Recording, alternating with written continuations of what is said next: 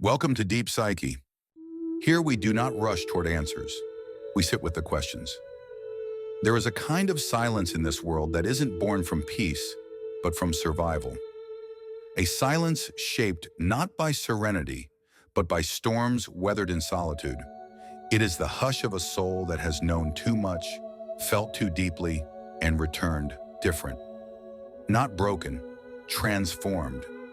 Such souls do not raise their voices.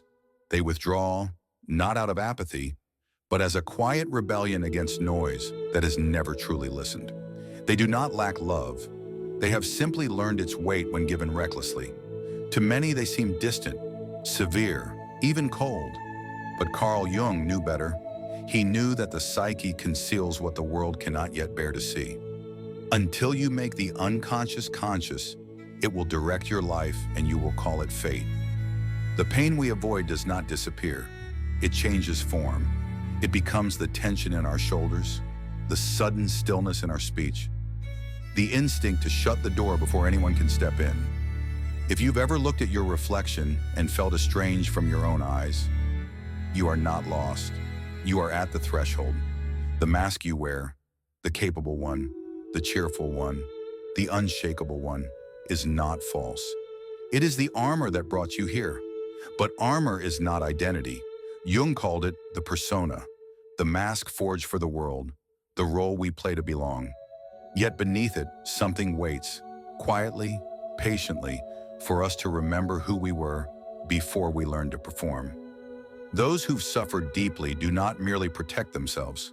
They construct entire inner worlds, sanctuaries where pain is named and meaning begins.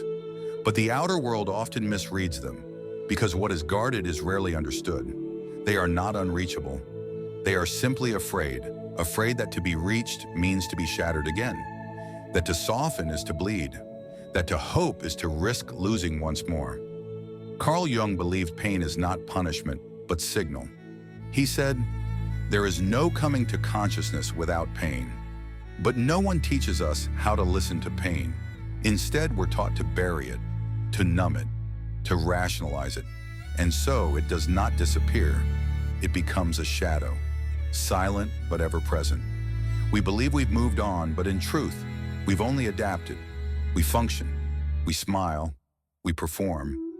Meanwhile, the soul remains frozen in the moment it fractured. Jung called this the formation of a complex, an emotional knot tied deep in the unconscious, looping until we have the courage to face it. Imagine someone who grew up feeling invisible, not because they were screamed at, but because no one truly saw them. That child does not forget. They become an adult who overanalyzes every message, who panics at silence, not out of neediness, but because absence feels familiar. Like a locked room they've been in before, when someone seems to overreact, pause. You might not be seeing their response to you. You might be witnessing their response to an old ghost, a pain from the past that now wears your tone, your silence, your shape. They are not crazy. They are protecting themselves the only way they know how.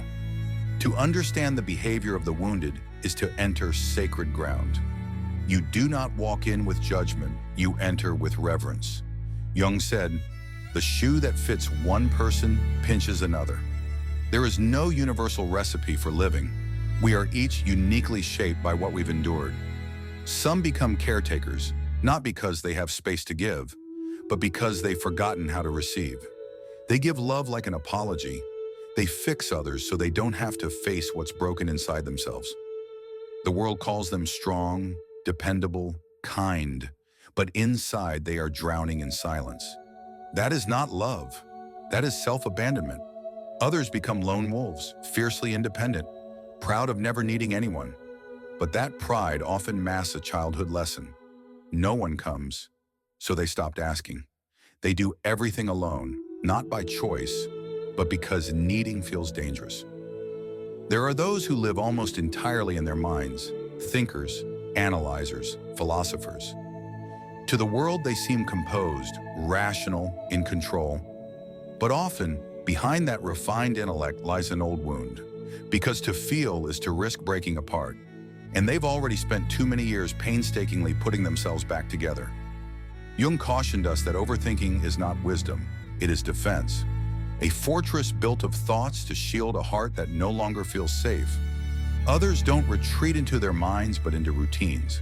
Food, work, perfection. Not because they lack discipline, but because they lack safety. Inner chaos turns into outer control, and some disappear altogether. You talk to them, but they're not fully there. Their bodies remain, but their presence slips through your fingers. Their eyes are open, but distant. These are the ones who learn to vanish without moving. Dissociation isn't weakness, it's brilliance. It is the psyche's last refuge, when the body cannot run, but the mind can still escape. And so, what do we do with this? We stop judging, we begin to witness. Every behavior is a biography in disguise. The question is no longer, what's wrong with me, but what am I still carrying? Jung's greatest gift wasn't the answers, it was the language. He gave us the map, the understanding that our reactions are signals, our shadows are teachers, and our pain is not a wall, but a doorway, a passage inward. Because when you've suffered enough, love no longer feels like a promise, it feels like a test. Not because you want it to, but because pain has taught you to be cautious, to look beyond the words, beyond the gestures, to wait and see if care is consistent, if presence is real. So when someone new enters your life, you don't meet them with open arms. You meet them with quiet eyes, a guarded heart, and questions you don't dare speak aloud. Because this time, safety matters more than excitement. You watch, you listen, you feel, not to accuse, but to protect. You scan for tone, for timing, for inconsistencies, not out of paranoia, but from memory. The soul remembers what the mind tried to forget. You pay attention to how the story shifts. When they say, "I'm fine," you hear what they're hiding. When they break a small promise, you don't speak, but your body takes note. Because you've learned that betrayal begins quietly, in the details no one thinks matter. So now you become both lover and guardian. You love in increments. You open the door, but only enough to breathe. You wait for proof, not promises. And when something feels off, even slightly, your body reacts. Your gut twists. Your chest tightens. Something inside whispers, "This doesn't feel safe." That's not fear. That's wisdom. Wisdom carved by experience. Even when your heart wants to believe, another part remembers what it cost to ignore that whisper last time. So you listen deeply, not just to what is said, but to what is absent. You listen even when they smile, even when they say all the right things, because silence can scream, and sometimes what's missing speaks louder than what's present. And maybe, yes, part of you wishes it were different, that you could just let go, that love could feel light, effortless, as they say it's meant to. But for you, love is weighty, it carries memory, it carries ghosts. You enter relationships with one hand on the door, not because you want to leave, but because you've had to. You've had to save yourself before. And now you've learned, if it ever comes to that again, you will. So now, even when things are good, a part of you stays on guard. Ready for the silence, ready for the sudden shift, ready for the slow withdrawal that always seems to come just when you begin to feel safe. And that doesn't make you broken. It makes you someone who survived. But I know it's exhausting. Always scanning the room, always double-checking the energy, always trying to read between the lines, to decode what someone really means when they say, "It's fine." You want to trust, you want to rest, but resting feels like risk. So you test, not to play games, but to see if they're steady. You ask small things, not to trap them, but to read their energy. Will they notice when I go quiet? Will they stay when I'm distant? Will they still care when I'm not easy to love? You're not looking for perfection. You never were. You're looking for truth, for steadiness, for someone who can look at your shadow and not flinch. You may stay silent about your doubts, but inside you're asking, "Can I trust you? Will you lie to me? Are you here for me or just for how I make you feel?" And when dishonesty shows up, even subtly, You feel it like an alarm. Maybe you don't confront it. Maybe you give them the benefit of the doubt. But a piece of you begins to close. Quietly, internally, permanently. Because when someone you loved has lied to you before, your nervous system remembers. You notice the hesitation before they answer. You sense the shift in tone. You catch the flicker in their eyes when they avoid. And while others may miss it, you don't. Because pain doesn't always arrive with thunder. Sometimes it enters gently, wrapped in kind words and soft smiles. So how do you move forward from that? You move slowly. You let your heart thaw one cautious layer at a time. You don't just listen to what they say, you observe who they are when they think you're not watching. Do they care when you're silent? Do they reach out when you retreat? Do they listen not just to your words but to your pauses? That's how you know.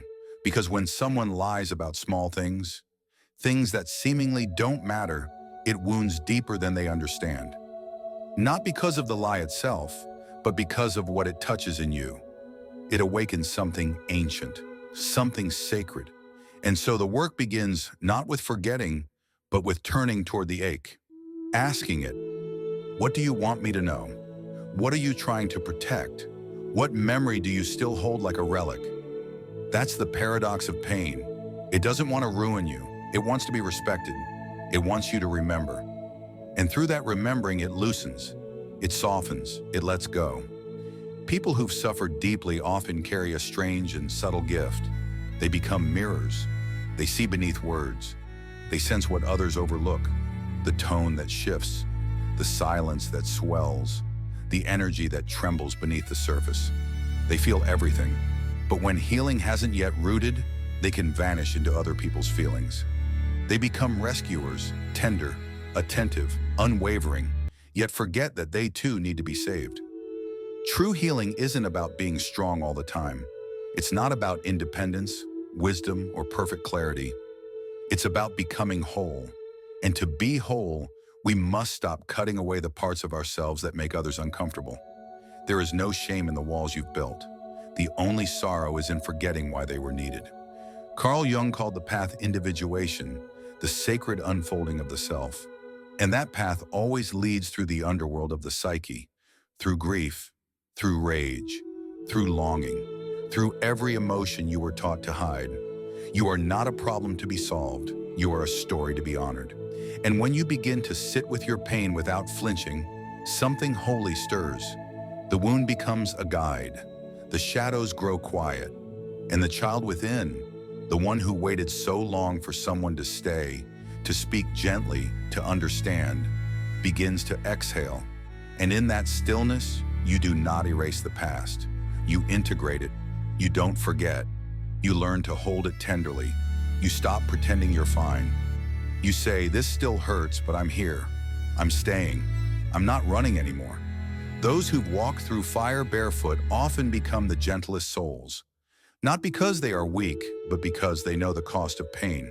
They don't seek to wound. They seek to understand.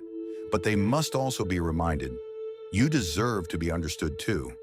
So if you are one of them, if your reactions surprise even you, if your silence is misread as indifference, if your distance is really a cry for safety, know this: you are not broken. You are layered. You are deep. You are a soul that kept going when the map disappeared. And maybe now it's time to come home. Not through force, but through love.